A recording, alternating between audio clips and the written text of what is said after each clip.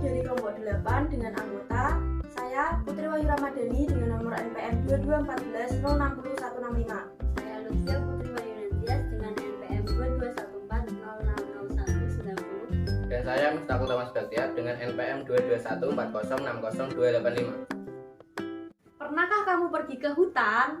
Apa yang kalian lihat di hutan? Kamu mungkin akan melihat barisan pepohonan, pohon yang merambat, rumput, atau bahkan hewan darat dan udara seperti burung, serangga, dan masih banyak lagi.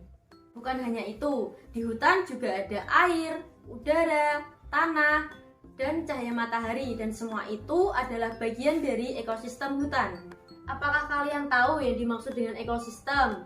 Ekosistem merupakan kumpulan makhluk hidup yang disebut sebagai biotik dan kumpulan makhluk tak hidup yang disebut sebagai abiotik yang saling berinteraksi dan bergantung satu sama lain. Komponen biotik terdiri dari manusia, hewan, tumbuhan, dan mikroorganisme yang tidak terlihat. Kemudian komponen abiotik terdiri dari air, tanah, udara, cahaya matahari, dan bebatuan. Komponen biotik terdiri dari individu, populasi, dan komunitas. Individu merupakan makhluk hidup tunggal, contohnya seperti seekor ikan. Kemudian populasi adalah kumpulan individu yang sejenis, contohnya populasi ikan. Kemudian komunitas merupakan sebuah kumpulan populasi yang berada di suatu tempat, contohnya seperti populasi ikan yang berada di suatu kolam. Terdapat dua jenis populasi, yaitu populasi ikan dan populasi gangga. Macam-macam interaksi antar makhluk hidup ada tiga. Yang pertama simbiosis mutualisme, yang kedua simbiosis parasitisme, yang ketiga simbiosis komensalisme. Kemudian ada simbiosis mutualisme. Simbiosis mutualisme adalah interaksi yang saling menguntungkan. Contohnya bunga dan lebah. Bunga untung karena dibantu penyerbukan oleh lebah, sedangkan lebah untung karena mendapatkan madu dari bunga. Simbiosis parasitisme adalah interaksi yang merugikan salah satu pihak dan lainnya merasa diuntungkan. Contohnya benalu dan pohon mangga. Benalu untung karena mendapatkan makanan dari pohon mangga, sedangkan pohon mangga rugi karena makanannya diambil oleh benalu. Simbiosis komensalisme adalah interaksi yang menguntungkan satu pihak dan pihak lain tidak merasa diuntungkan atau dirugikan. Contohnya anggrek dan pohon. Anggrek untung karena mendapatkan topangan dari pohon, sedangkan pohon tidak merasa dirugikan atau diuntungkan. Interaksi makan dan dimakan antar makhluk hidup akan menjadi rantai makanan. Saya kasih contoh satu rantai makanan berikut ya. Rumput dimakan oleh belalang. Belalang merupakan konsumen satu atau primer. Belalang dimakan oleh katak. Katak merupakan konsumen dua atau sekunder. Katak dimakan oleh ular. Ular merupakan konsumen tiga atau tersier. Ular dimakan oleh elang.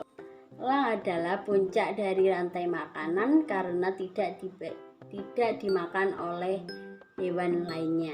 Terakhir, sisa tumbuhan dan hewan yang sudah mati yang diuraikan oleh pengurai atau decomposer seperti cacing, bakteri, dan jamur.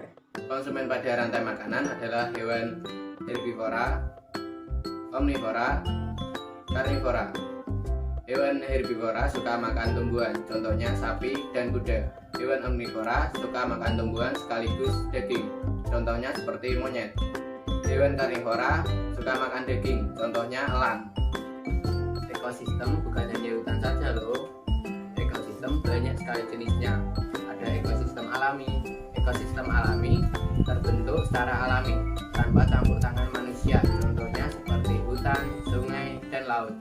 Ada juga ekosistem buatan. Ekosistem buatan sengaja dibuat oleh manusia, contohnya seperti kolam. Ekosistem juga dikelompokkan menjadi ekosistem darat dan ekosistem air.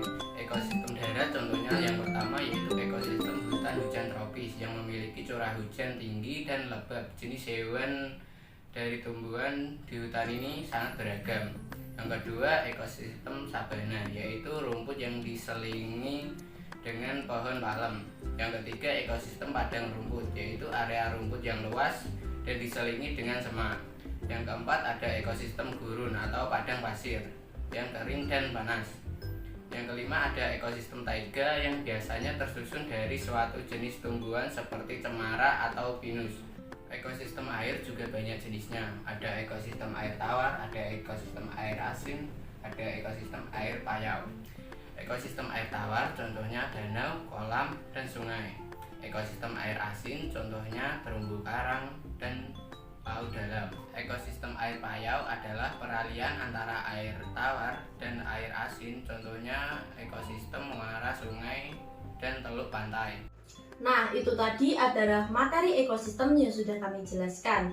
Kemudian bagaimana sih caranya untuk menjaga keseimbangan ekosistem? Yaitu dengan cara membuang sampah pada tempatnya dan menanam pohon kembali. Sekian materi ekosistem yang dapat kami sampaikan, kurang lebihnya mohon maaf. Wassalamualaikum warahmatullahi wabarakatuh.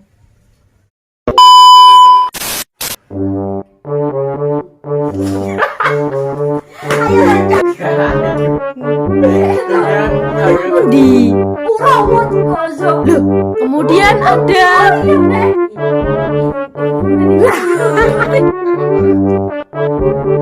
Claire.